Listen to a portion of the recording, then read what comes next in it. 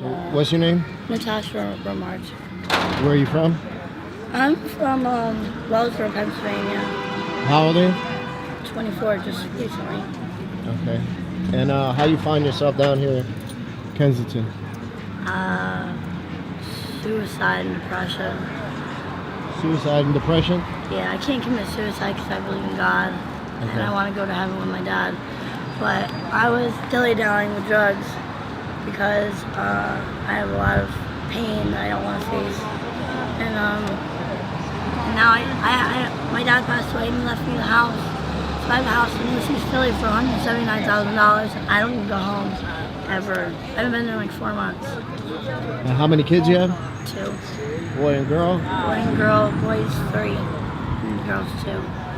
And I that's see you another have reason. marks all over your neck. Oh, some of them probably from shooting up. Yeah. What's the rest of them from? I get beat up all the time. You get beat up I all just got jumped by a block because they thought I was somebody else. So. When, today? I wish I could show you. Yeah, I can't. I mean, this is the one piece, but. That happened today, you say? Happened last night. And what happened? I had sex with somebody and they wanted their money back as soon as they came, and so they hit me and I ducked. And he got pissed that I ducked it, so he took my head and he smashed my face on the wall. And I ran away with my pants down, screaming all the way up Kensington, and cop just walked right by me. I mean, drove right by me. I'm screaming on the street, blood everywhere. And he just was like, he looked the other way. He looked right at me and looked the other way. Who, the cop did? Yeah. And I ran down a couple blocks, and they were like, you probably robbed him. And it hurt so bad, no one would help me. No one would help me. And then I guess the guy that I did a date with robbed the block. And because I did a date with him, they thought I was with him. Yeah. So they jumped me. They were like, I came back and said, did you guys see my purse? They were like, get her. I ran down, I started running. They swarmed around me, like 15 of them. And they pushed me. I had these huge, you can see it through my pants, these huge scrapes and stuff. These are from burns from someone burning me because I wouldn't suck their dick for $5. So how much did you charge the guy for the date? 20. $20? It's usually 20 to 40 around here. And that's the way you support your habit, tricking? No, I try not to do the trick. I only trick when I'm really sick and I'm desperate. I try to just ask for a dollar bill, sell at work if I need to. A lot of times people just ask me where's good drugs and I just take them to where good drugs are. How did it feel the first time when you was when you was tricking? The first time to get high? Explain that to me. What do you mean? The first time you ever did that? Tricking? Yeah.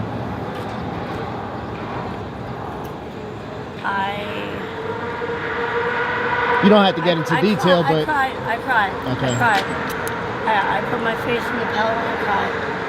And they asked me if what was wrong, and I pretended like it wasn't happening. But I didn't start tricking. I got kidnapped when I was 17. What happened here? I was in Florida. I have Amber Alert out. If you look up my real name that I said in the interview. Yeah. I got kidnapped when I was 17, and they sold me to a guy named Coco and prostituted me in Florida. My caseworker came up to Florida once I got rescued and brought me back to Pennsylvania. So that's how I learned that you can make money through sex and the drugs. How did you get kidnapped? How did that, how did it all occur? I snuck out one How old were you? 17. 17? Yeah, and I wasn't even doing anything. I just snuck out. I just snuck out. I didn't have any friends there yet. I just moved there. And I just snuck out just because my aunt and uncle were really controlling, and I couldn't sleep. But I wanted to smoke a cigarette, and I had cigarettes, so I snuck out. And I was walking down the street, and all of a sudden somebody pulled up, and I was really naive, and I just walked by. The van came up, and they just straight up grabbed me by my hair and put that stuff over my face. And I was trying to kick and scream and everything. It was pointless. It was absolutely pointless. But I was a lot different back then. How long did they have you? 4 months. And how did you get away? They told me a guy named Coco, and he ended up getting really high and like losing, his rank. And we were in a bando, and he had a knife up to my throat, and somebody called the cops because they saw through the window walking by, and the cops came in and bashed through the window and saved me. Shot him in the shoulder, and then he got taken to jail. Wow. But I had this huge cut line on my neck from him putting the thing up, and then when the cops up, he put it harder. So I didn't get my neck cut, but it just scraped me. So, I mean, it's a lot to talk about in a little bit of time, but it doesn't bother me anymore because I went through so much counseling and stuff. But it bothers me somewhere at some point because I can't stop getting high. Not because I like it. I don't even get high anymore because I get high. I did a shot like 15 minutes ago. I'm not even high. I only do it to stay well. And how many bags do you use a day? Much as I can get. Lately, I've actually been trying to go to rehab a lot, but I can't get through the withdrawal. So, like the past 2 weeks, I've been really fighting to get clean. So I'm starting to only do a bag when I get sick, instead of doing it. Get money to do a bag, get money to do a bag. Now I'm doing it like every 4 hours. I do a bag. So if you could get into a program, you'd go? Yeah, but I can't do the methadone. I mean, the Suboxone thing I tried 2 days ago, and I had 36 hours clean, and I was so violently ill. And they told me that the doctor was coming in for another 24 hours, and I left.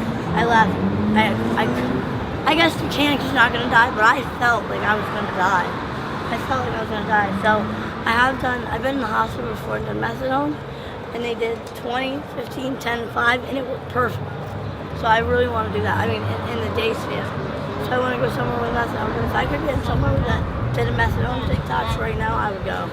Without a doubt. What advice would you give to somebody who was thinking about trying to get high to deal with some trauma and stuff like that?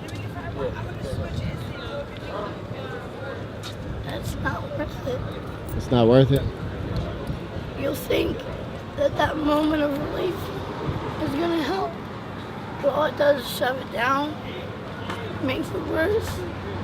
You hurt everyone you love. I love you, bro. Be safe. You become a different person. I've literally done anything and everything I said I would never do. I was in a meeting one time, an NA meeting, and then the girl said that. She was sharing her story, and she said, I just had a baby, and as soon as I delivered her, as soon as I took her out of the room, I ran into the bathroom and I shot up. I was like, oh my God, this is a horrible person. I would never do that. That's freaking... You're a horrible person. I did that with my daughter. I got high as soon as I delivered her. So, because that was more important.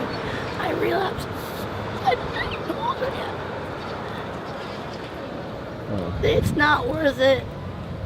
You will lose you, and you will lose time.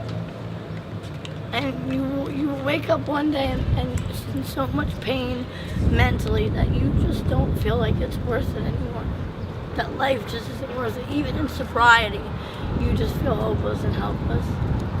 And no matter what you think, no matter what you do or how you can maintain it and put it down, you only do it on the weekends, and you only do this much, and you only spend this much, no matter how you critique it, you might not end up down in Kensington shooting up on a corner, sucking dick, but you will lose yourself, and you will hurt your soul. It hurts your soul. These people here may act big and bad, and some of them say they don't care. There's times where you get them alone and you walk around the corner and they're on the floor crying, screaming for God to help them. Where do you sleep at? I usually don't sleep.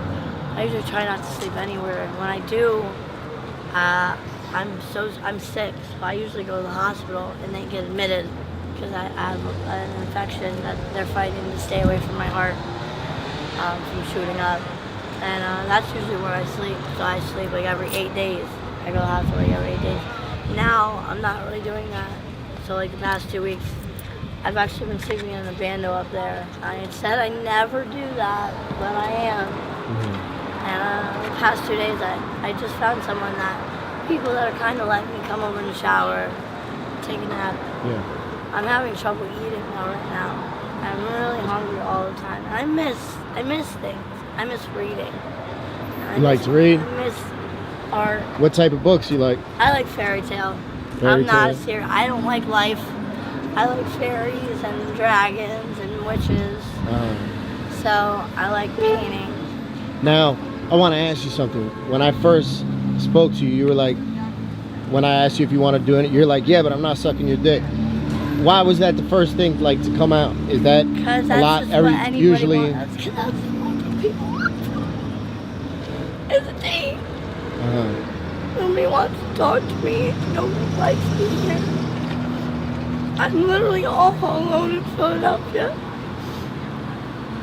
How does it feel like when people just, because I'm in recovery, so I used to be down here getting high. So I know, you know, people walk right past you and treat you like you're invisible and stuff. So how does it feel when people take a couple minutes and talk with you and stuff like that? It makes me feel good. Does it? Yeah, when people actually sit there and listen, you know, you'll be crying, someone will say what's wrong, and even then, sometimes they end up being like, I'm glad. And Yeah. you're like, wait, did you? The problem in Kensington is no one listens. You're probably one of the first people in 2 months that has actually listened to what I'm saying. You know, you could be like, I just got raped, and they'll be like, no, I don't want any thanks. Yeah. And I'm like, what do you mean you don't want any? Yeah. No one listens to you, and the cops don't care. Yeah. I know. I used to be down here, so you know what I mean. I know. I've run up to the cops multiple times that I'm getting beat up, that someone's running after me with a knife, that I want help. There's been 2 times I remember that they have helped me. You know.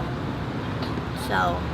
Well, I want to let you know I'm in recovery, and it's possible you could do it. It's not easy, but it's worth it. You know what I mean? People care about you that you don't even know. I end up getting sick, and I get really cocky when I'm sick. Yeah. I get a real big mouth, and I'd be like, "Fuck you! I don't care." What are you gonna, you know? And then I end up not being able to get into a place because I don't feel good, or I get kicked out of the place because I haven't gotten into a place that has Suboxone yet. I mean, methadone, and that's I don't want to stay on that. That's another thing though. I won't go to a place if they make me stay on it. You know, I just want to detox on methadone. Taper. And that's it. Because I'm not getting off of it to get on something else, to wake up every morning to basically go get a bag. I'm not doing that.